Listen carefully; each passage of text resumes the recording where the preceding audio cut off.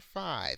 In question 5, we were going to be going over how to use the quadratic equation, the quadratic formula to solve quadratic equations. So it says the solutions to the equation 5x squared minus 2x plus 13 equals 9 are. So before we get started, let's go ahead and try and see if we can solve this by factoring first. If you want to solve this by factoring, what you're going to find out is that you're going to run into complications because if you look at the options right here, there are square roots involved. So that should automatically tell you that you cannot solve this equation by factoring.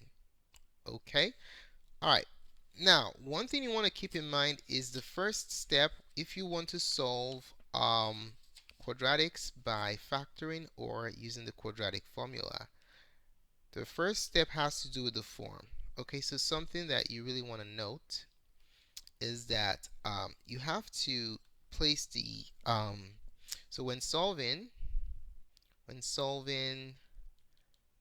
quadratic quadratic equations by factoring or the quadratic formula, there is something you must do first, which is very important. What is that? You have to place the equation in standard form. Okay, or write the equation in standard form first. Standard form. What on earth is standard form? Well, standard form is the form ax squared plus bx plus c equals 0. Okay, you put all the terms to the left side, simplify completely, and write the terms in descending order of degree equals 0. So you have to do that first, or else you're going to totally ruin the problem. Okay, so as you can see in this particular equation that we have here, this equation is not in standard form. The question is, do you see why? So take a look at this and take a look at the standard form. It is not in standard form because it has to be equal to 0. Everything on the left side is fine, but there's a constant on the right side which is not acceptable. So what we have to do first is rectify that problem. When you subtract 9 from the right side, it combines with positive 9 and it is gone. Okay? So with that step, adding 9 to both sides, we are going to end up with 5x squared minus 2x plus 13 minus 9 is positive 4. Bam! Now, ladies and gentlemen, we have accomplished the standard form. Okay, we have changed the original equation into the standard form. Alright, so we're going to use the quadratic formula to solve this. But remember, I told you earlier that this cannot be factored. Let me just show that to you real quick. So let's say I wanted to factor this using the AC method. AC is going to be 20 and B is negative 2. So you think to yourself, what combination of two numbers multiply to give you 20 and add to give you 2? Add or subtract to give you negative 2. Okay? So let's do it. So one number is multiplied to give you 20. 1 times 20 gives you 20. 2 times 10 gives you 20. 3 doesn't go 4. 4 times 5 gives you 20. We have a complete loop. Now, you look at these pairs and ask yourself, are there any pairs that add or subtract to give you negative 2? 1, 2 gives you 21 and 19. 2, 10 gives you 12 or 8. 4, 5 gives you 1 or 9. None of them work. This equation is prime. That is why we have to resort to the use of the quadratic formula. Okay, and as indicated before, when you see radicals or imaginary numbers, that automatically tells you that this equation is prime. It is not going to be factorable. Whenever you have rational roots, basically, you know what rational numbers are, whole numbers or the quotient of integers and the quotients, then you know for a certainty that you can factor. In this particular case, we can see that it's not going to be factorable, and then our work here confirms that. So now that we have shown that factorization doesn't work, then we're going to use the quadratic formula, which always works. So what is the quadratic formula? Let's refresh our memory on that. Well, remember what the quadratic formula is. The quadratic formula is x equals negative b plus or minus the square root of b squared minus 4ac over 2a. Okay, so that's a quadratic formula. So the first step in using the quadratic formula involves specifying what your a, b, and c values are. A is the coefficient of the leading term, which is 5. B is the coefficient of the first degree term, which is negative 2. Don't forget the sign. And C is a constant, which is 4. Okay, so basically this is A, B, C. Bam. So now that we know A, B, C, we're going to substitute these values into the quadratic formula that we have written over here.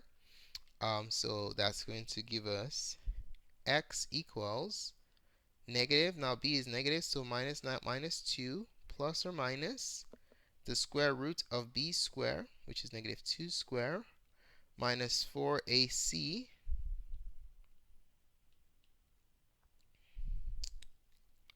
and then we are going to divide that by 2a.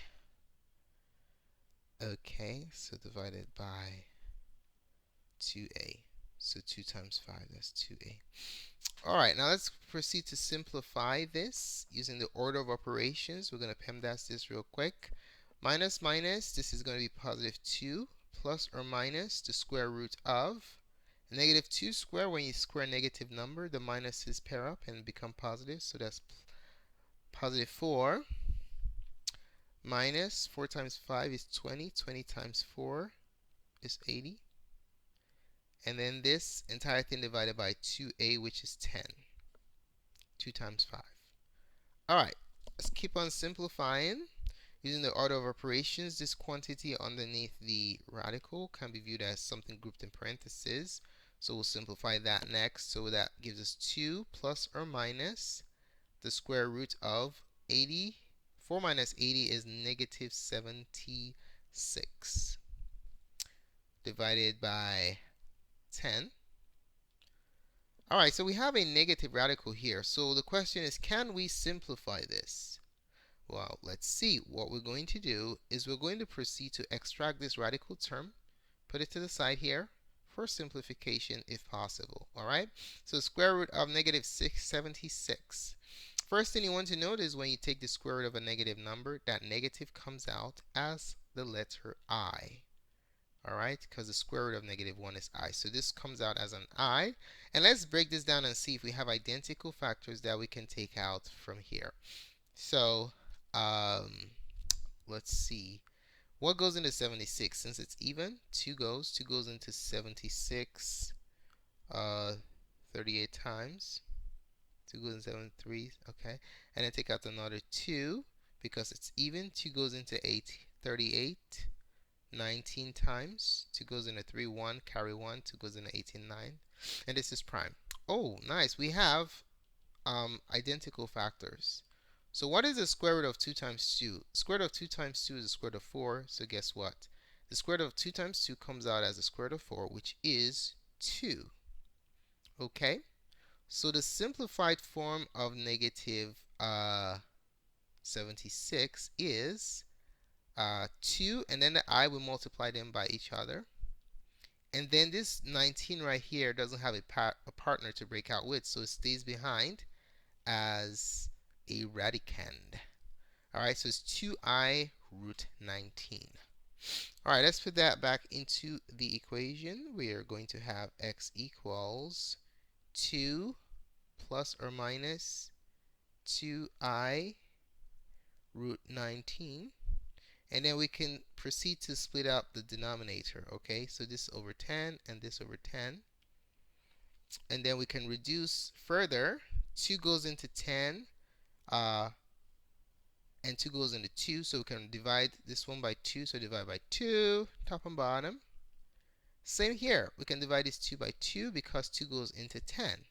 If we carry out that simplification, that will give us our final answer, which is 1 over 5. Let's write that again. 1 over 5 plus or minus root 19 over 5. We could put the I in front or in the back. We just put it in the back, I. Okay? Because this 2 and this 10, 2 goes into 10 5 times, and then 2 goes into 10 once. Alright? So the final answer is 1 plus or minus root 19 over 5. So let me just show you the consolation action so you see what happens. So when you divide by 2, this becomes 1, and this becomes 5.